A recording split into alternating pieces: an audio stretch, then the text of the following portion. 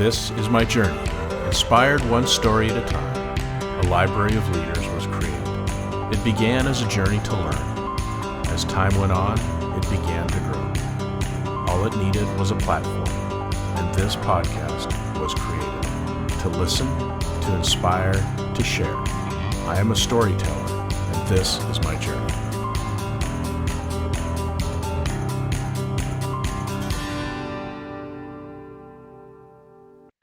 Welcome to another episode of Profiles in Leadership. I'm your host, Steve Anderson, and today our guest is Tammy Alvarez, who is the CEO of the Career Winner Circle and is also an author, a professional keynote speaker, inspirational coach, trainer, and epic storyteller.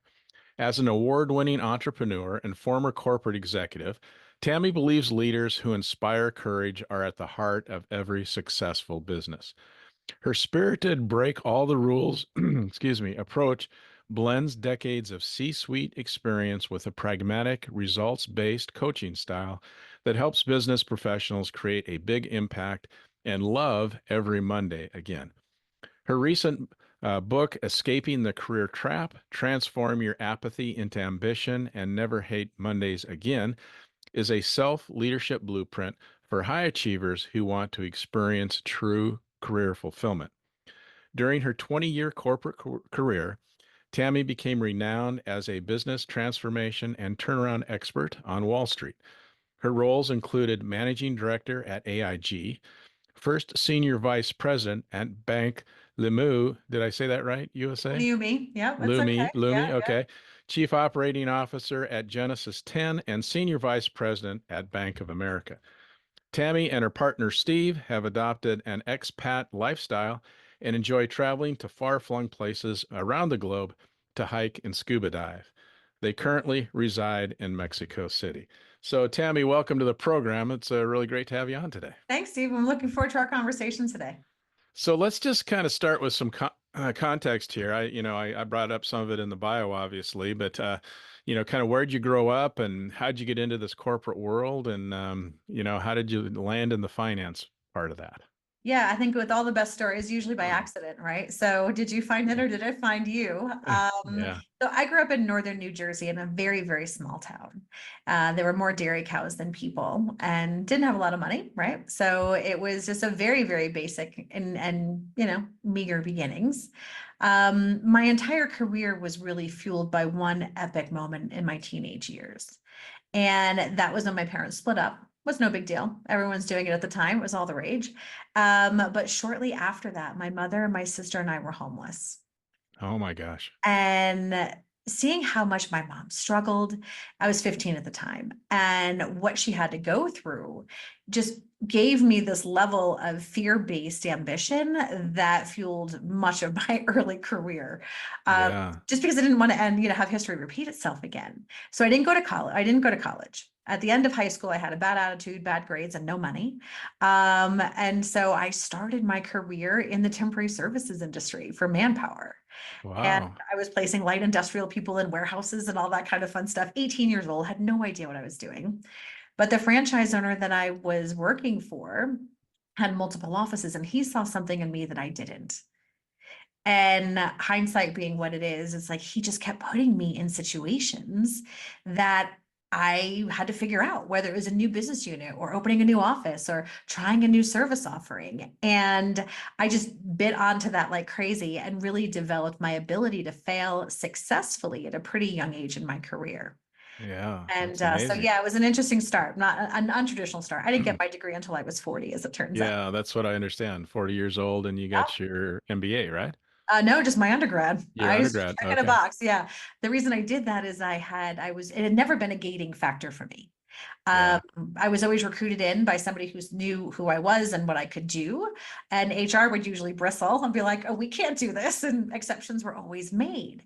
Wow. And I was being vetted to sit on a board of directors for a company we all know and love today, and got disqualified because I didn't have a degree, and it would have looked right on the bio, even though everything else was a perfect fit.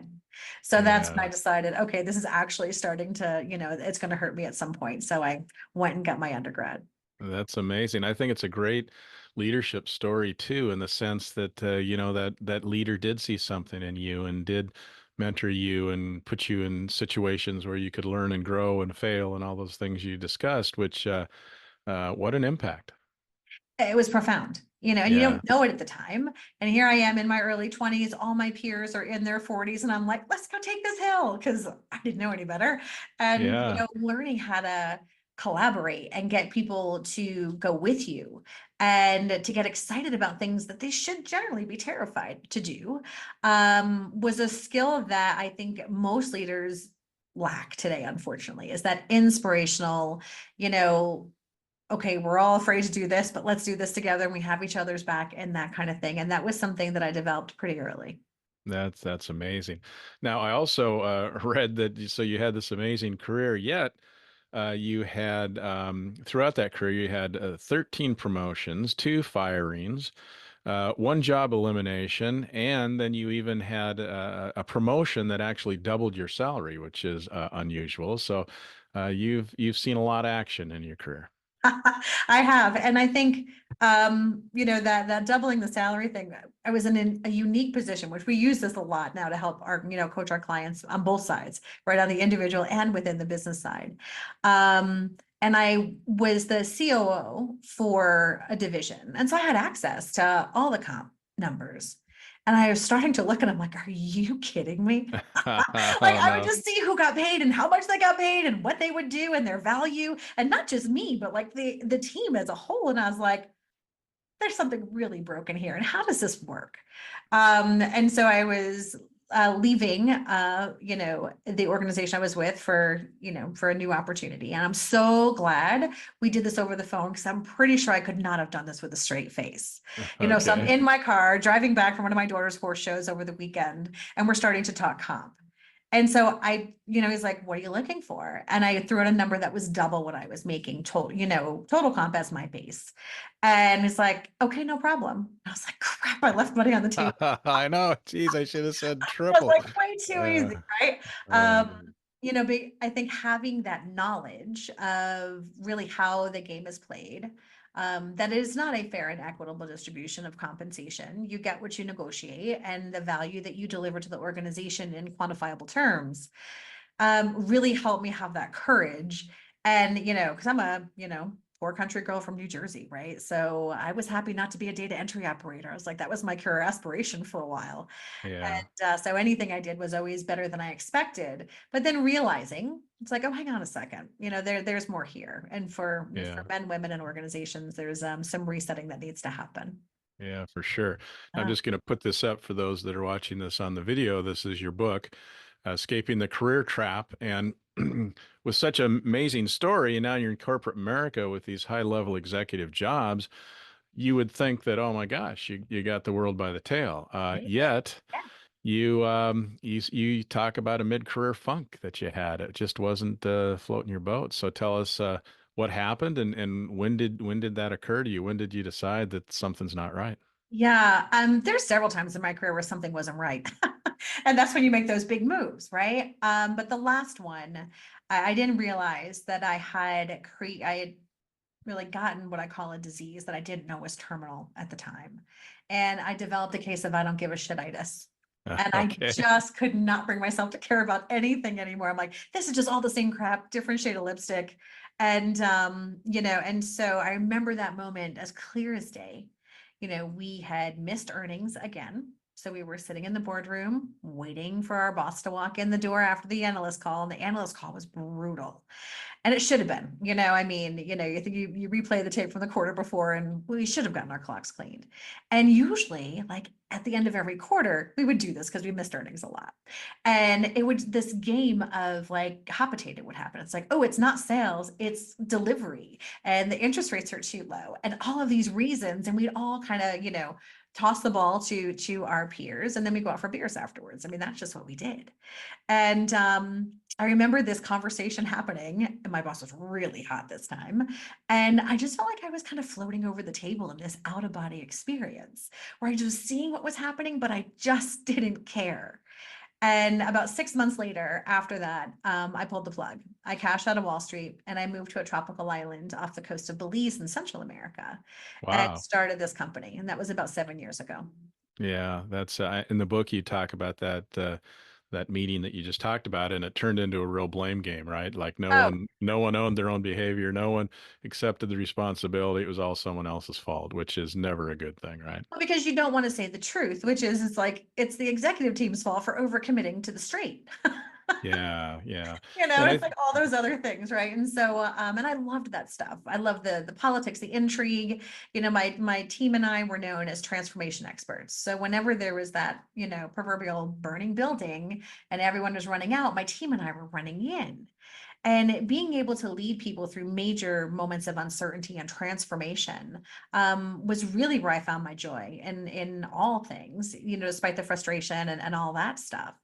But when you can't find that sense of purpose anymore, it's time to make a change. And I had made so many changes that I knew another change to just another large financial institution just wasn't going to do it for me. And it had to be something drastic this time. And the topic really intrigued me because, there really are so many people right now in the same scenario where, they've trained so hard and they've studied so hard and they've built these careers, and now they might have, mortgages and families to support and all this kind of stuff. Yet, as you say, they hate Mondays and they don't really like what they're doing. And then the stakes are really high because it affects your home life and your relationships and everything else when you're in this funk. So, um, I think a lot of people are interested in this topic because, it's like, what do they do? And a lot of them feel trapped. Yeah. And that's exactly like the three words that came up most often was stuck, right? Yeah. Impact and trapped in terms of how people are feeling. Because it was interesting when I started the business, because I had no idea what I was doing. I've never owned a business. I've never been an entrepreneur. I never wanted to be an entrepreneur, all of these things. And I pulled the plug about 10 years earlier than I expected to, because I figured you age out of Wall Street, let's not kid ourselves. And so I had about another 10 years of runway before I would move into academic board work and, and doing a little coaching on the side. That was the extent of my business plan. And so I built all these amazing programs that no one would buy. So I was like, okay, this is a terrible idea. We're gonna, I mean, Yeah. the runway's okay, but I need to figure this out because I forced myself to just sell business to consumer for the first 3 years. Because I knew I was still addicted to the work. And Yeah. so if I had gone to B2B, I would have been just doing the same thing I left doing, just under my own flag. And I didn't know anything about B2C. I didn't know emails. I didn't know funnels. I didn't know any of this stuff. So I had to learn all of it, which was super fun and frustrating. And I remember building all of these trainings and all this coaching stuff on how to be a good transformational leader because most people suck at this. But what I didn't realize is they wouldn't buy it. They wouldn't self-fund because they didn't see it as the gating factor to their success. Mm, But if I had sold B2B, it probably would have been a different story. But yeah. what I did find is they're like, how did you do what you did? Yeah. It's like you left this big job. Now you're living in paradise, doing your own thing. It's like, I don't think I can do that. But like, how did you get out of the grind?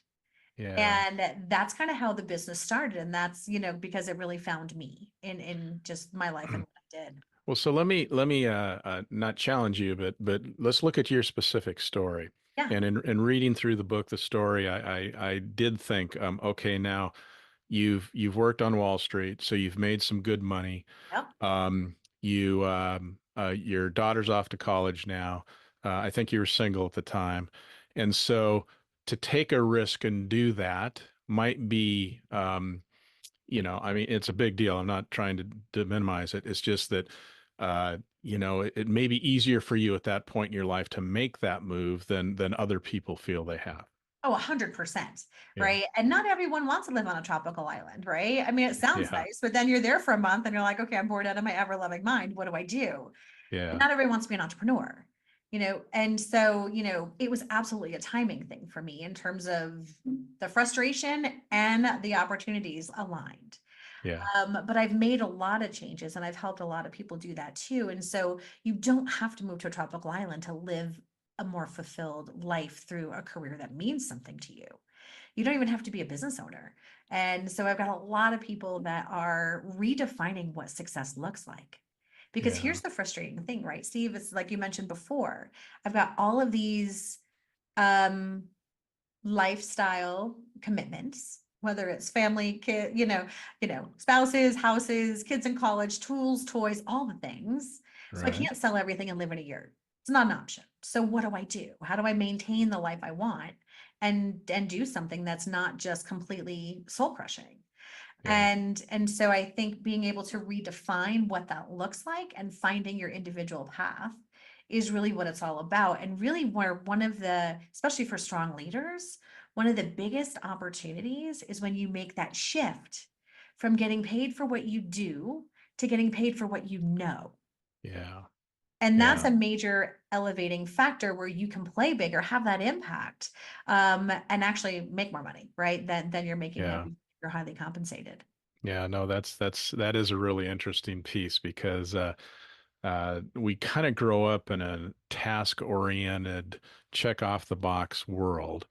And so when people go to buy your services or pay for your services, they want to know what's it exactly look like and what's it going to do, and it's hard to define that sometimes when you have experience working with clients like you and I do. You are really paying for experience and you're paying for who you know and you're paying for those not so tangible things that aren't cheap. So, Well, and the mindset is, and for some reason we've minted a lot of fractional executives this year. So a lot of my clients are moving into fractional tech, marketing, finance, all that stuff. And the mindset to get over is like they're not paying you for the 15 minutes it took for you to solve the problem, right. right? They're paying you for the 20 years it took you to solve the problem in 15 minutes. Yeah. Yeah. And that's such a key point, right? Such a key point. Yeah, And not everybody sees that. So it can be frustrating when you're trying to build a business and they don't really understand that, and it's hard for you to get the message across. Yeah. sometimes, yeah. Yeah. So, everyone wants to be successful. That, in the business world, that's why you're doing what you're doing and working the hours you're doing and making the sacrifices you make. But now that you've been through all this, how do you define success? Does everyone have to define it individually themselves, or is there a different way to look at this as to what is success? Um, I think it's a deeply individual answer, but I also think it changes. And so many times when you find yourself in the situation where you work so hard to get somewhere and you finally get there, and like you look around and you're like, is this it? Like, is this all there is? Then you've Yeah. been running the wrong race. And too often we set what success looks like without thinking about why and checking in to see if that's still true. And then we just keep going and going. And then we get there and then we end up in this, again, in that career trap. And so for me, my definition of success has changed many times.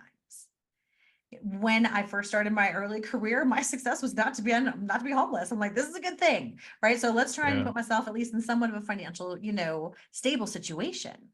Then my success was empire building in my corporate career, right? It's like having that impact and really leading bigger teams and more global teams and doing things that were more complicated. Because for me, that impact that I was able to make for myself personally and the organization, that's really where I got my excitement from. That's what I love to do. As an entrepreneur, it went back to, okay, success is, let's see if we can actually make this a viable business instead of a commercially viable side hustle. Yeah. And now it's more about legacy. It's okay, the business is solid, we're good, and we're continuing to grow and evolve and do new things. But now it's about like, what is that legacy? Who can we bring with us? How many clients' lives can we impact and how many businesses can we help improve? And knowing that because we help people and provided that guidance, that they're in a much better place. And so I think always check in because that's the first thing I do is not only what do my clients want, but why. And if it's because you're Yeah. supposed to, or that's the next thing, or so you can get your Range Rover like your neighbors, that probably is not the right answer. And you want to go a little bit deeper to assess what that success looks like. So share with us I mean, I know everyone's different, but what would be your typical client? Like, someone that engages you and say, I want to hire you to help me. Who is that client and what do they look like? Yeah, and it's starting to evolve, right? Well, it continues to evolve. And so our core commercial client in terms of business to consumer is a mid to senior level executive that is stuck in the soul crushing grind, that wants to pivot into something meaningful from a career perspective and doesn't know what they want to do or how to actually make that happen. And so that's been table stakes for, that business found me 7 years ago. Hmm. But what happened, Steve, from the book, which I didn't expect, is, I mean, the book is written for the disenfranchised worker. Like, if you hate Mondays, you need to read the book. But Yeah. what I didn't expect were companies to pay me to come deliver that message to their teams. And I was like, you Wow. do realize that the first You're two going to tell them chapters, to leave. So, it was yeah. totally shocking to me. I'm like, what? Yeah. And so, because the first, I'm like, first two chapters are completely dissing on all the things that are broken in the system. Yeah. But the concept of treating your career like a business, of becoming that CEO of your career, of, really stepping into this, this level of engagement, companies are dying for this. So our client demographic is starting to change. And so Hart or Gartner did two different research studies that I thought were really interesting. One of them was looking at knowledge workers globally, and they asked, how satisfied are you with your job? And that number was 80%. So I was like, oh, it's a lot higher than I thought it would be. Hmm. But then they did another knowledge worker survey of how engaged, how much do you actually care about what you do? That number went down to 20. Oh, wow. So there's 60% of our workforce that's walking around in this apathetic haze where things are good enough, they don't hurt, but they don't care. Yeah. And people don't want to have that existence, and companies don't want people, don't want their people to have that. So when a symbiotic relationship, like, you could not get two more like closely aligned groups that should have the same goals in terms of employer employees, and they're getting so much further apart. It's like, where's the disconnect? Yeah. I mean, Yeah. employee sat, organizational design, we've been trying to solve this for decades and nothing is working. And so we've cracked the code on this, I believe. And so we're starting to work with some middle market organizations to help them really ignite that dormant force that's lying within their organizations to get people to start to really care about what they do again. Yeah, you can't be a high performer and do high performance if you don't care. So, you've got to solve that issue. But let me get this straight now. I want to make sure I understand what you're saying. So you started this business thinking that you were going to work for individuals who had gone through your same issue, which is, I got to do something different. How do I do this? I need help to get there. But the business has actually morphed more, maybe not more, but somewhat into helping businesses try and convince their people not to leave because we're going to change and make this better. Well, no, it's actually convincing the right people to stay and care, right? Yeah. Because some people Okay. you do actually want to leave. So yeah, so our business started in the B2C. So we've helped about 500 leaders make this transition into doing something that they love. And companies are just desperate for a solution that actually works. They've hired all the consultants that, for employee engagement and pulse surveys and employee sat and organizational design and all these things, and nothing is working. And so the reason that the middle market organizations tend to come to us more regularly is, quite frankly, I don't think big companies care, right? They have fungible resources, and so it's not as much of an issue. And small companies, they can't scale yet. And so this middle market knows they've got this thing, all the research is showing, and all of our conversations are showing that in the middle market, they think there's this talent shortage crisis, which seems a bit counterintuitive given all the layoffs you're hearing about, all this stuff. And so what I believe fully is that they have absolutely everything that they need right under their noses. They just don't know how to activate it. And that's what we're doing, is showing them how to activate that. We hit it with a three-pronged approach. So Okay. we teach the individuals how to become that CEO of their career. Then we work with the leadership to teach them how to not to screw this up. Right? Because, Yeah. that's where things can fall off the rails really fast. And then we work with the executive teams and their boards to be like, okay, what are your policies? What are you measuring? What does good look like? And let's make sure we're taking the organization in the right direction of travel, because you need all three of those to work at the same time. So what do you think your differential advantage is then? Because to me, that sounds to make total sense. And I'm thinking, well, there's all kinds of people that probably have that message, but you're saying they're desperate for this. So what is your unique thing that you bring to them that they haven't found before? The big disconnect that we believe is, and that I believe fully, because I've seen it in my career and all over the place, is that we're tapping into the wrong thing, right? When it comes to trying to get people engaged, we're thinking about money and org structure and title and all of those things. But the reality is we're missing the boat. So everyone's saying to focus on employee engagement. What I'm saying is you focus on an individual's aspirations, what gets them out of bed in the morning, regardless of what they do for a living. And if you can tap into that and use that and apply that to the company's biggest problems, you've got a winning combination. But Yeah. no one's talking about aspiration because it's hard to measure. It's hard to quantify. And you can't put it on a performance plan, right? And you can't say whether it's good or bad because it just is. And when you start to really rev into like what fires people up and what energizes them on a personal level in terms of things they love to do and apply that in a work situation, magic starts to happen. Yeah. Yeah. So what do you know now that you wish you knew in your 20s and 30s? Oh, so much, right? I mean, youth is wasted on the young. I think we all know that, right? So, Yeah.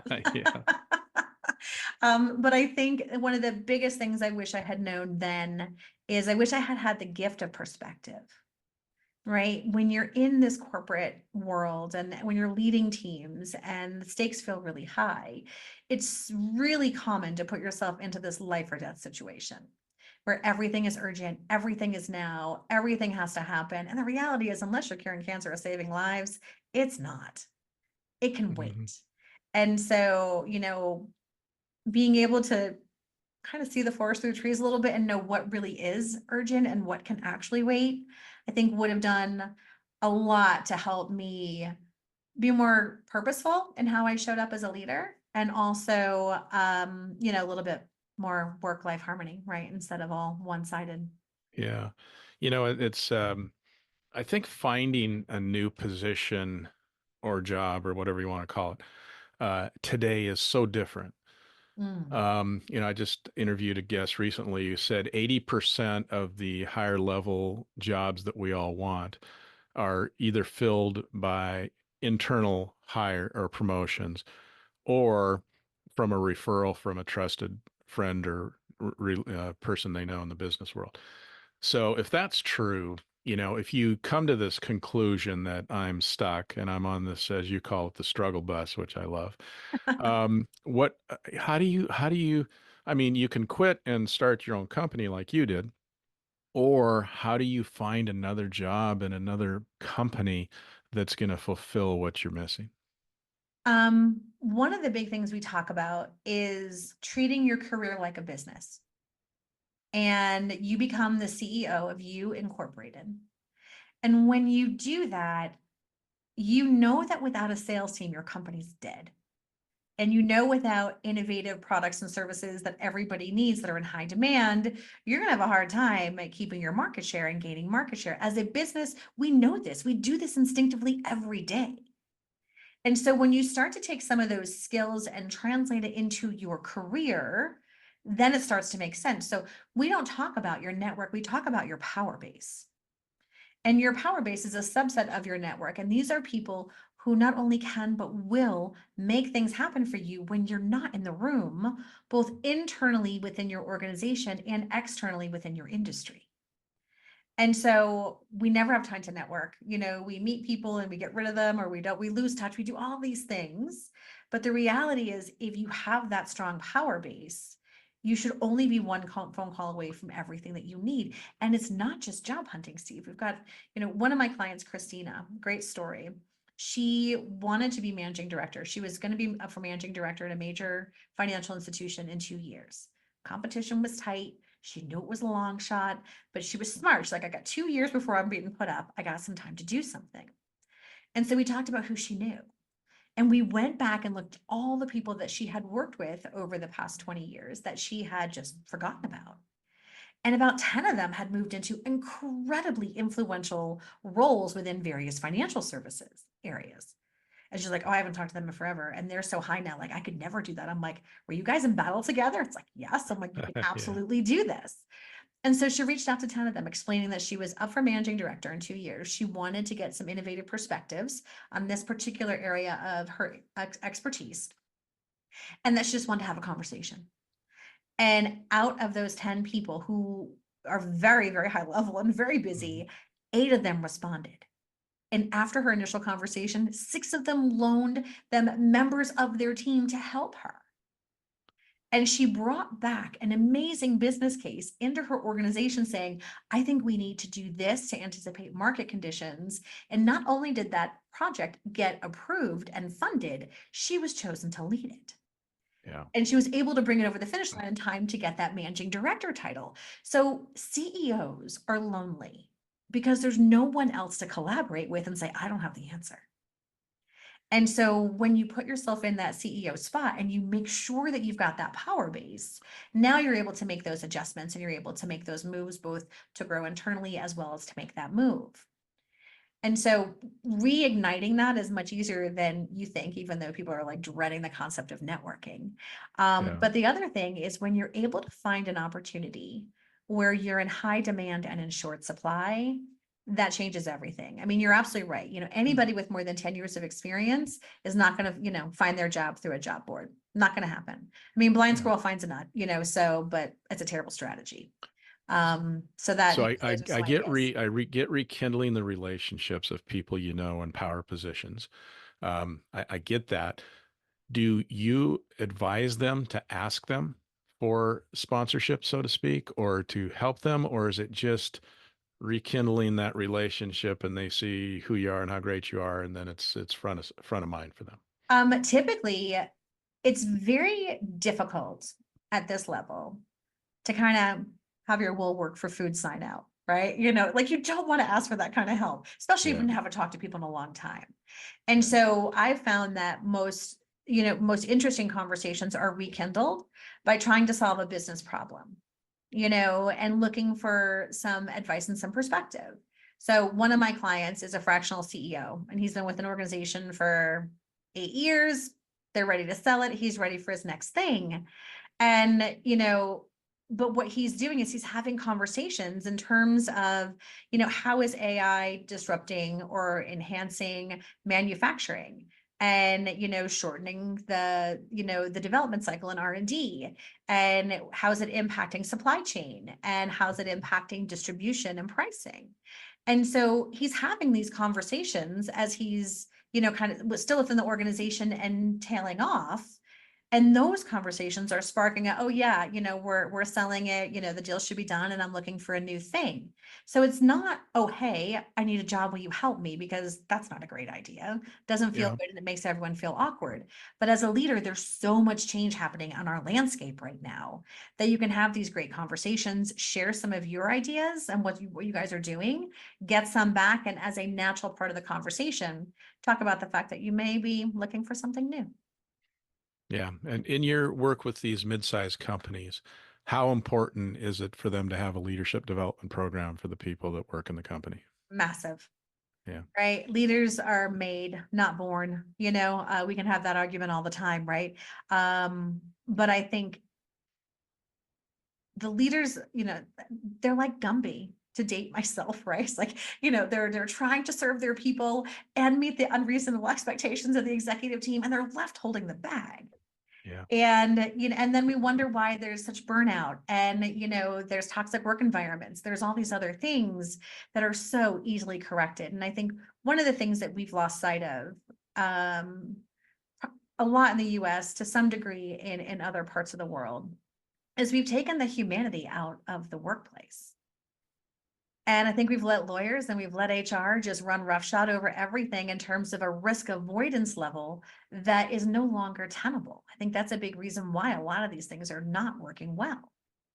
Yeah. And, we have to manage risk. We have to have safe environments for our employees and everything else. But I mean, at the level we're at now, in terms of removing the humanity, as an example, if you had a storefront with marble floors, you'd never open on a rainy day because somebody might slip and fall.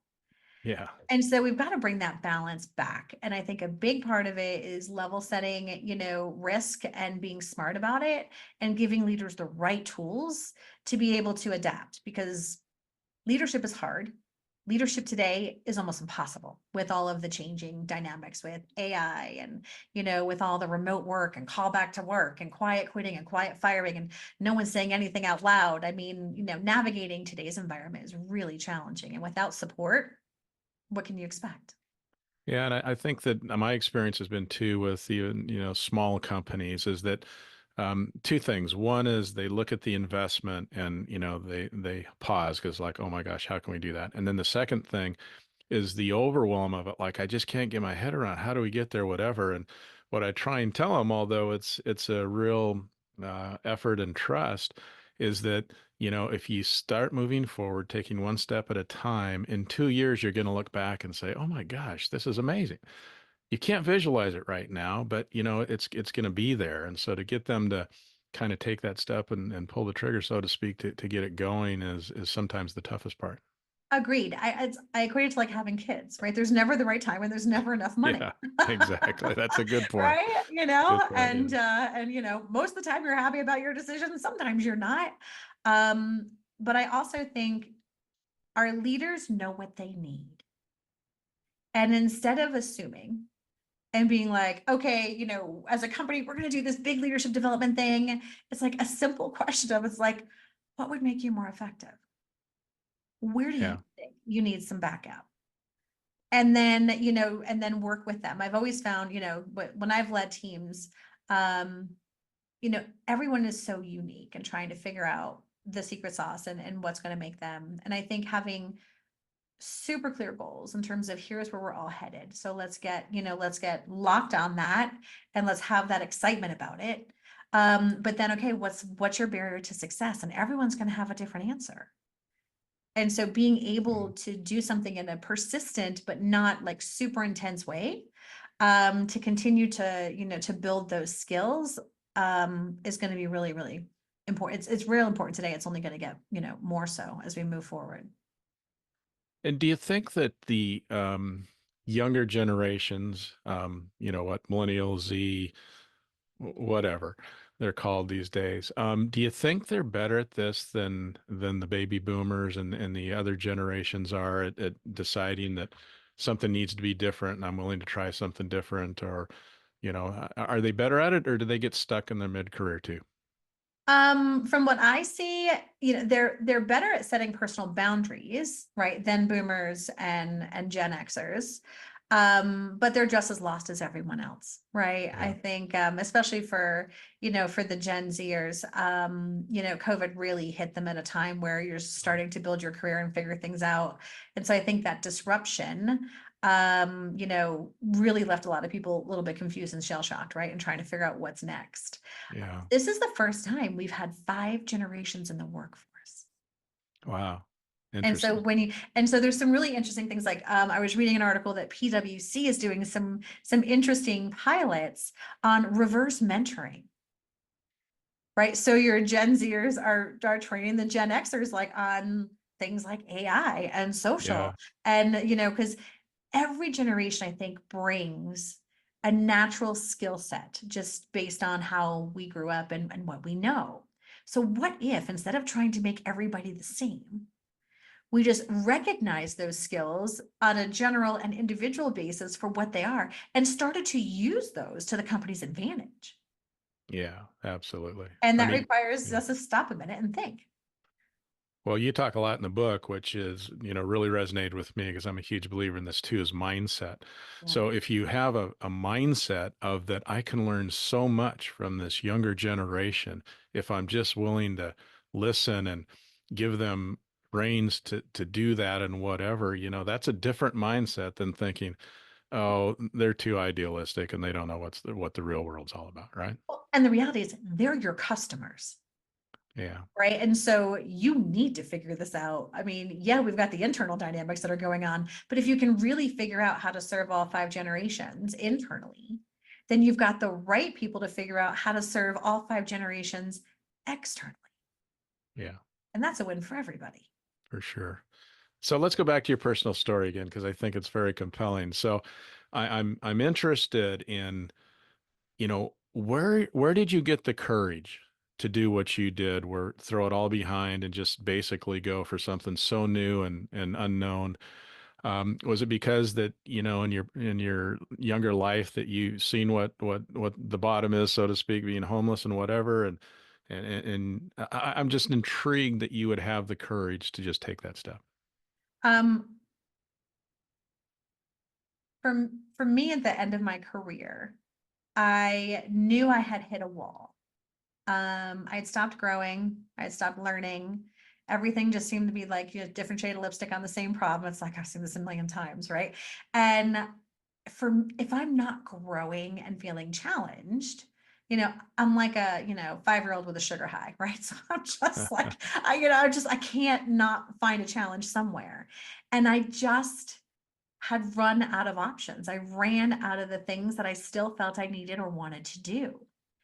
And I took a look at the worst case scenario because I've taken big risks before, and quite frankly, bigger risks, in terms of, moving my family to, for a job where we were still young and living paycheck to paycheck, right? With my husband being a stay-at-home dad at the time and, a brand new daughter, right? And so those were bigger risks because we had more to lose. This, quite frankly, I had a 3-year stock investment plan that was rolling in.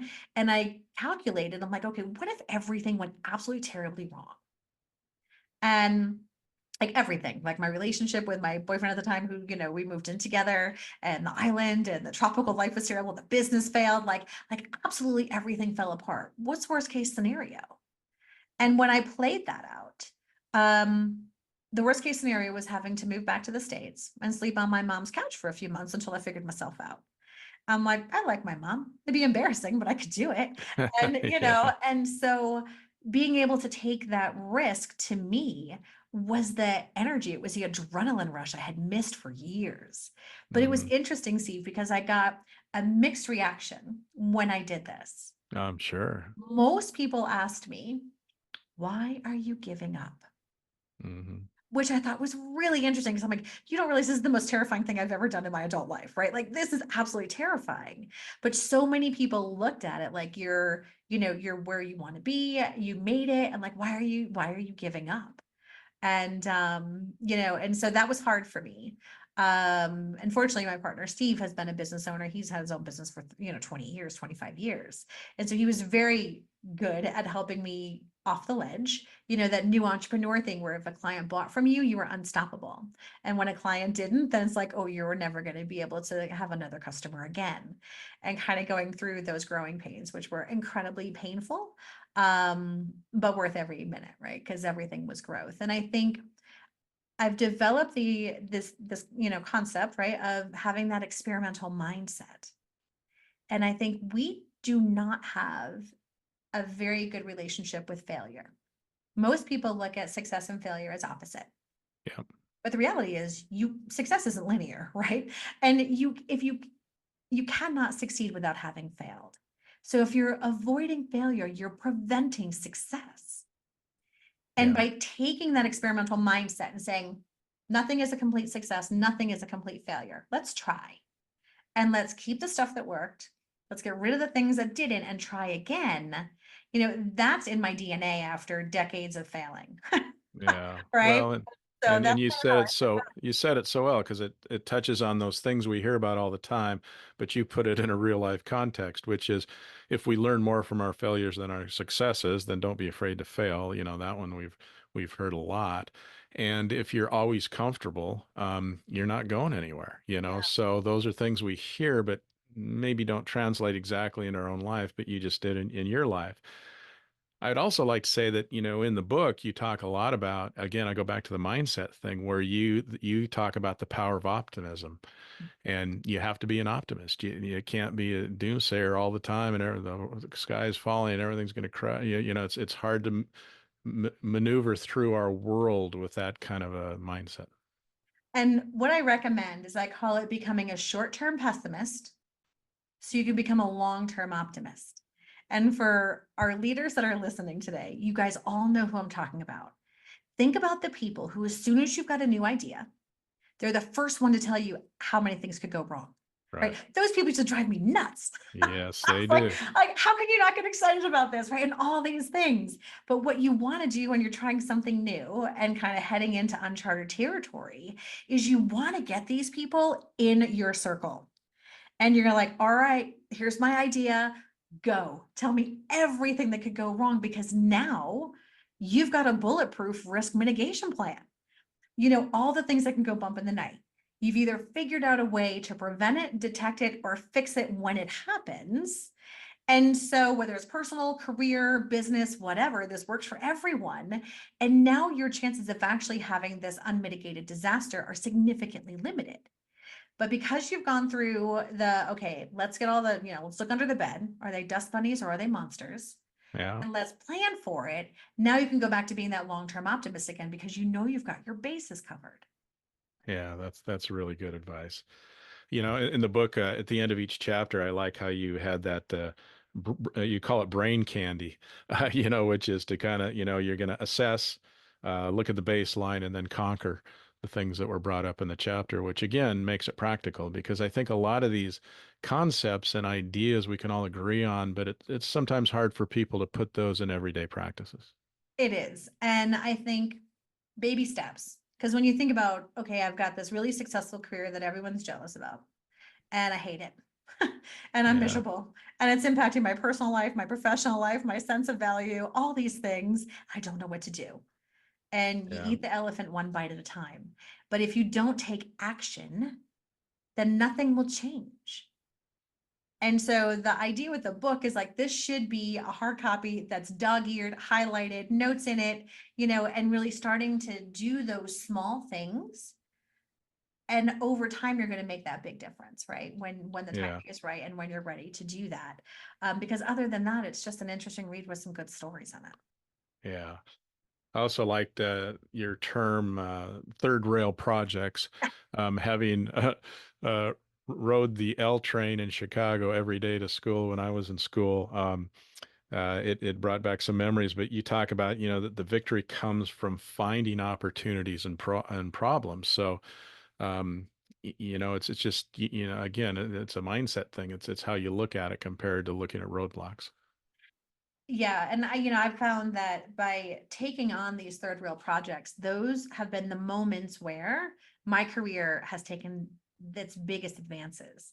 Because here's the beauty of it. And before you go there, Go just ahead. explain to those who maybe don't know what the third rail What a is. third If rail you is, yeah, touch the let's third start rail, there. you're in trouble, right? Yeah, exactly. So in New York City, there's a subway system and there's three rails. And the third rail is the one that will kill you if you touch it.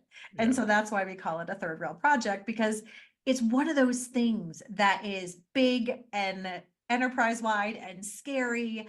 And there's a reason no one has fixed it yet, is because everyone has either tried or has failed, or that they're too afraid to try because it's complicated and it could get really, really politically messy.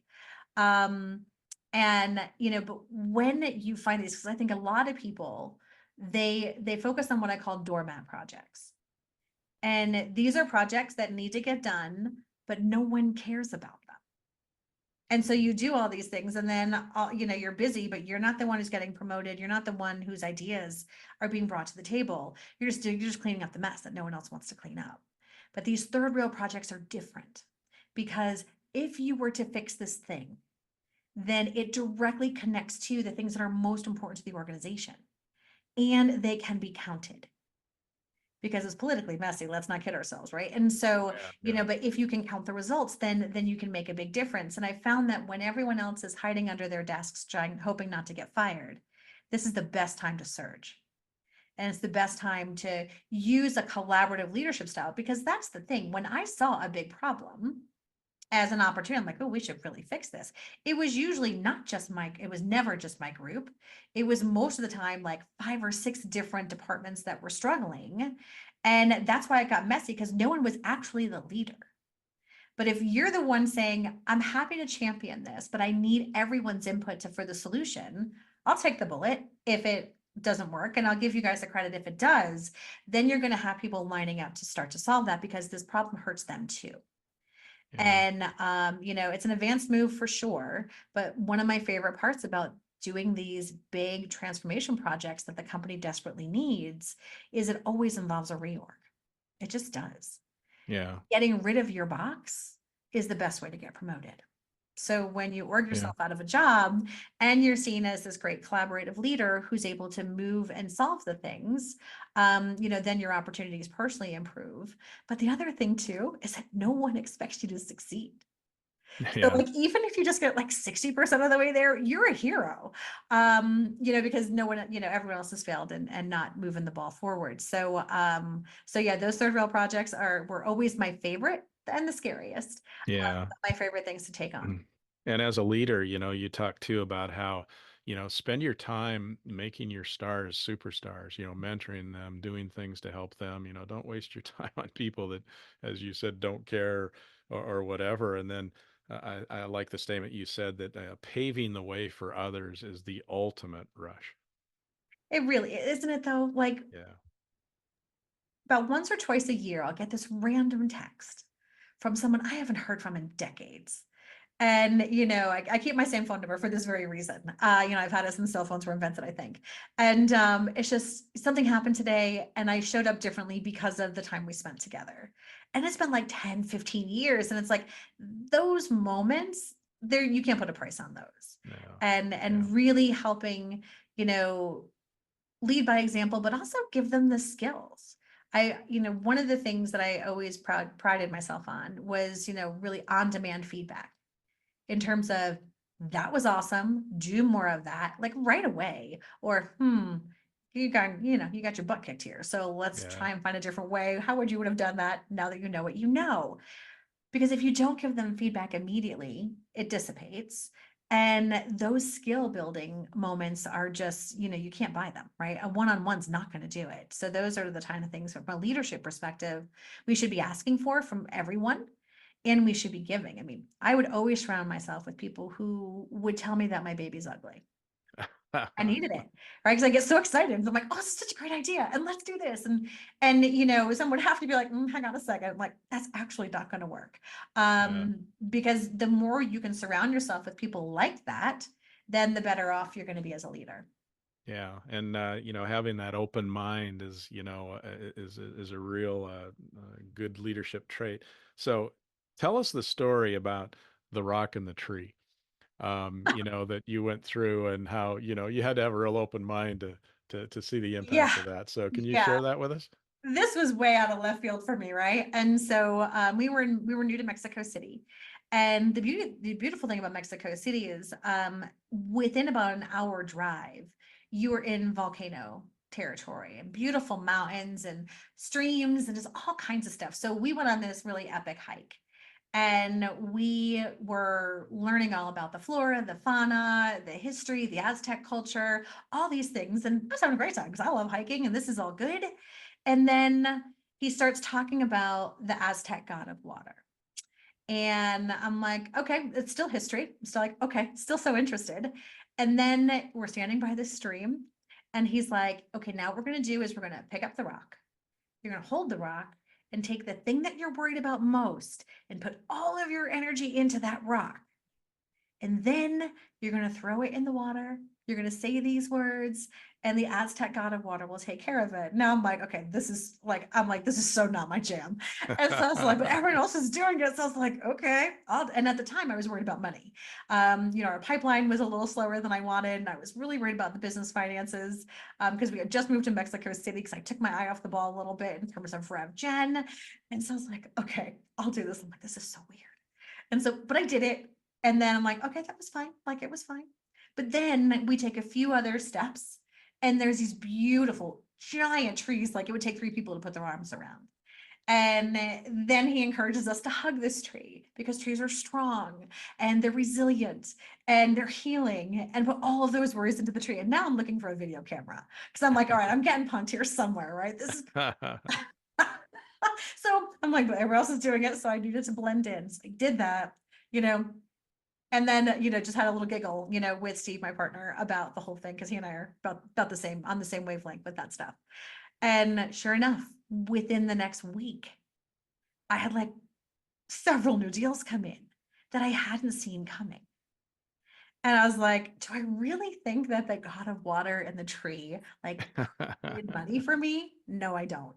But do I believe that that mindset of letting it go and acknowledging it instead of just trying to push it down, which is my favorite thing to do, and just letting it out there, then you start to take different actions. And do I think the things I did the following week, were different than what I had done the previous, several weeks that caused the worry? Absolutely. Right. But yeah, that was an airy fairy moment Yeah. that I wasn't prepared for, that's for sure. It's really interesting because in talking to you in this discussion, it just seems like you're very much of a right brain thinker. Yet you came up on the left brain side of, corporate finance. And it's just interesting of that juxtaposition there. Is like, oh my gosh, that's that would probably be hard to maneuver. So sounds like you got into a place where you can really use those right brain Well, skills. And here's what I didn't know until too late, right? I knew I was always different. Like I was always the odd duck out. Didn't look like anybody else, didn't think like anybody else, like didn't have the same background or pedigree. And I found myself often wondering, what the hell am I doing here? Like I just don't fit. And I kept for decades trying to blend and trying to be like everyone else and look like everyone else and act like everyone else. And I remember the one moment where I finally realized this massive epiphany. I wish it happened earlier. I was sitting in an executive's office and he was 4 levels above me in corporate. And I drew the short straw. I'm like, I don't know why I'm in here having this conversation, but no one else would do it. So I'm like, all right, I guess I'll go. And I needed him to do something in the EU that I knew he was not going to like. And so we started having the conversation. It turns into a heated conversation, right? So now we're yelling at each other and I'm like terrified, but I'm holding my own. And then the phone rings. And I know he did this on purpose. So I know it. So the phone rings, he puts it on speaker. And on the other end of the phone, I hear, "Hey Jude, how'd I do last night?" And my jaw dropped. It was a presidential candidate who had had his first debate the night before. oh gosh. And here is this guy growing out with who could be our potential next president on how he did. And I'm like, what am I doing here? Like, this is not my level. Like, I was just completely, jaw dropped. I'm like, okay, I'm done. So he bros out for a bit, hangs up. We continue our argument. I lose, and I go to my boss's office. And now we have glass offices, and I'm pacing like a lunatic. I'm sure someone was probably calling security because I'm like, why am I here? I don't belong here. I'm not this. I'm not that. All the things. And so she let me vent for a bit and she started to laugh at me. And she's like, "Are you done?" I'm like, "Yeah." She goes, "Sit down. You're here because you're not part of the problem. You're here because you're not like anyone else. You think differently. You're willing to take action. So all of the things that I had been trying to hide for so long because I didn't think like I fit were the reasons why I was always asked to be at the leadership table." And so for those of you who don't feel like you fit, you're probably right. And there's a Yeah. reason for that. So use those things as your superpower instead of trying to blend and fit in and act like everyone else. What a great lesson. What a great lesson. And you also say that joy is a choice. It's, if you want to be happy and you want to be joyful, you got to choose to do that. No, Yeah, someone else isn't going to make you that. no, they're not. And you can Yeah, find joy everywhere if you want to look for it. And you can find misery everywhere if you want to look for that too. exactly. Right. Yeah. I know during COVID, I had listened to Dean Graziosi and Tony Robbins because I was in a bit of a funk. My business was taking a major pivot. I was stuck in the UK. I was locked out of Belize. I was all kinds of craziness. And so I needed a reset because my mindset was not good. And, you made that comment of, your focus is your expanse. And if you focus, if you're focused on fitness, your fitness improves. If you're focused on relationships, your relationships improve. And if you're focused on scarcity, then that's what's going to show up for you. And so we have a choice in what we tell ourselves every day Yeah. and what we do and how we do it. And that is our choice. And if you don't like something, you're the boss of you. So just change it. Yeah. So, Tammy, in anticipation of our discussion today, is there anything that I haven't asked you that you want to be sure and get into the program? You got a lot in. That's good. That's good. I was like, you got a lot in today. Yeah. There's nothing that comes to mind, Okay. other than, I think the one thing, because we're very, very passionate. I'm very passionate about everyone deserves to love Mondays every day. Yeah. And if you don't love Mondays, you're doing it wrong and you can Yeah. fix Yeah. this. And a Yeah. lot of people think that's a pipe dream. And so I would encourage you to don't dismiss this, out of, just, oh, that's for other people or nobody actually does that. And start to give yourself that opportunity. Yeah. And this time in the interview, I always ask my guests the same common question. And so if it's different than what you just said, what is a pearl of wisdom that you could leave us with today? Let's see. I think one of the pearls of wisdom I would like for everyone to think about is how can you do the things that light you up and energize you more each day? Like, what are the things you can do for 12 hours a day and end the day more energized than when you started? And how do you put more of that into your life and into your career? Yeah, well said. That's the pearl. Well, Tammy, this has been a real pleasure. I can feel your passion and your love of what you're doing now, which is fantastic. If someone's real intrigued and you resonated with them, how can they get a hold of you to maybe hire you or reach out? Absolutely. So one thing I love for our listeners to do is reach out to me on LinkedIn and connect. Send me a message that you heard the episode. Let me know what you agreed with or disagreed with. And then please reach out to us at careerwinnercircle.com. You have access to me and our coaching team to see if we can help you or your business. And then if you want the book, make sure you hit escapingthecareertrap.com. It's a signed hard copy. You get some other free goodies and stuff like that. So you can hit Amazon and Yeah. Audible, but if you want all the love, then come to escapingthecareertrap.com and get your copy. But thanks, Steve, And very much for the yeah. opportunity. Well, you didn't pay me to say this, but the book's fantastic. It's a beautiful book. It's just put so well put together, and it's a good read, and it's got a lot of good practical information in it. So, Oh, and we have some late breaking news. I forgot to okay, mention let's this hear it. weekend. Literally yesterday, I found out that the book won 3 different categories in the Book Fest Awards. Wow. So for career, personal growth, as well as workplace, work culture. So Yeah. we're also now an award-winning book, which is super exciting. Well, good for you. That's And thank you awesome. for the comments. I appreciate that very Okay. much. Well, thanks again for your time and great stories, and we can all learn from your experience as well as what you're teaching your clients. So, thanks again for a great program, and maybe we'll run into each other down the road sometime. I hope so. Thanks. Okay. Take care, Tammy. Bye bye. Thank you for listening to another episode of Profiles in Leadership. To listen to all my interviews, subscribe to Profiles in Leadership with Steve Anderson on Apple Podcasts, iTunes, and many other popular podcast platforms. Some of these interviews are on video, and you can search YouTube for Profiles in Leadership with Steve Anderson. You can also access the entire library of interviews on my website, orange.coaching.com, and that is orangetheword.coaching.com, and go to the Media Center and click on Podcasts or Video Gallery. You can also enter the website from pilpodcast.com.